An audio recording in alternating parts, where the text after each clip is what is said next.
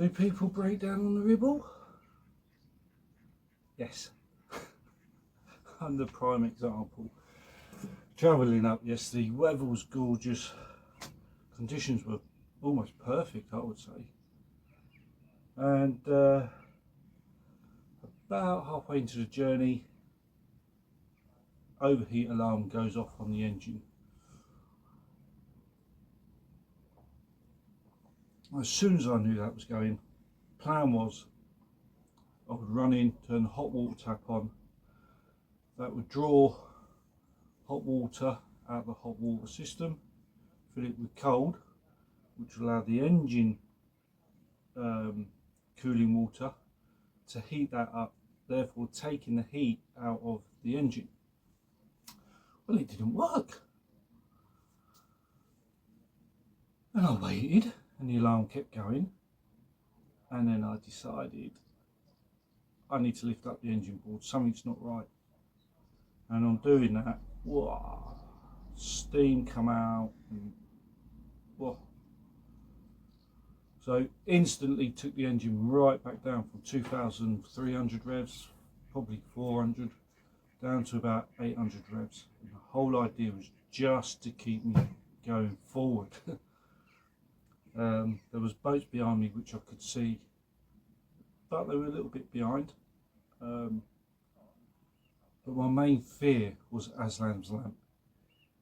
If I had to switch the engine off and the wind had taken me, even though it was only a shallow wind, taken me across, I could have hit a mud flat and been banked out. So I kept the engine going, and at that point I found the fan belt had come off. I say fan belt, everyone relates to a fan belt, but it's basically a drive belt that feeds the alternator and the water pump. Somehow the teeth had come off the outer belt and allowed it to jump off, which caused the engine to overheat, which put me in a position then of needing either to throw the anchor overboard and start panicking, or remain calm-ish, keep making slight progress and wait for the other boat to catch me up. I took the latter option, and thankfully they came alongside and rescued me. We tied off the bow and the stern, and under his power we cruised back down to Tarleton. I'm really grateful for them for coming along and helping. Could have been a whole different story. So my plan today is finish this cup of tea, nip down, find a bottle of wine, and whiz down to wherever they are ahead of me, and give them a bottle of wine as my appreciation, because without them it would have been a lot harder.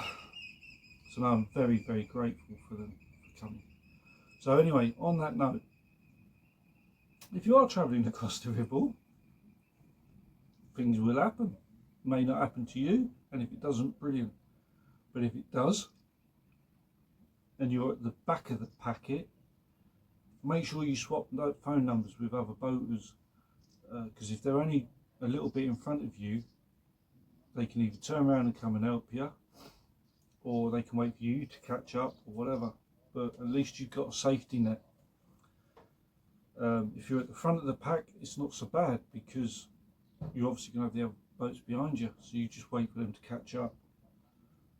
But you'll find there's certain boaters that will help you, definitely, 100%, and you'll gauge, you'll gauge it anyway. I'm not going to say no more.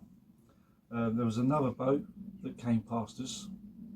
They were going to come along on my port side and tie off, so there was two of them towing me, which would have been brilliant, but it started to get a little bit shallower where we was coming up to on the edges, so we gracefully declined that offer.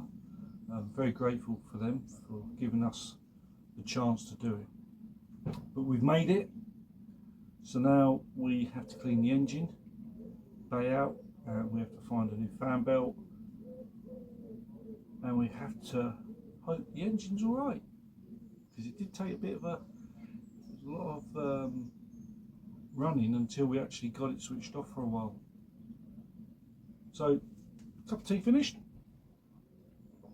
It's finished, and now we're gonna press on and get the bits we need.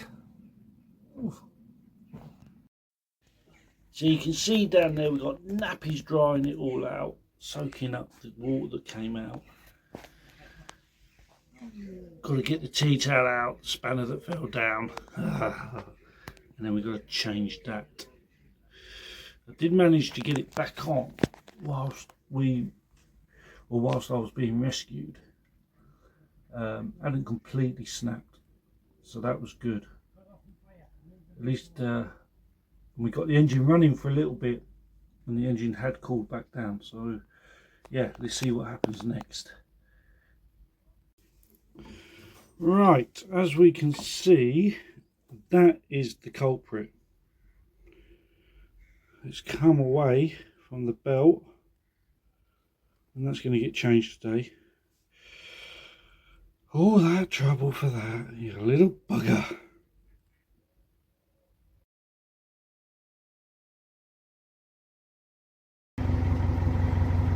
Lovely early start, daybreak, and I thought I'd get on, but the problem I've got now, I've come up to a swing bridge, and I know it's early in the morning, and this guy has parked his boat, or moored his boat, right on the swing bridge mooring.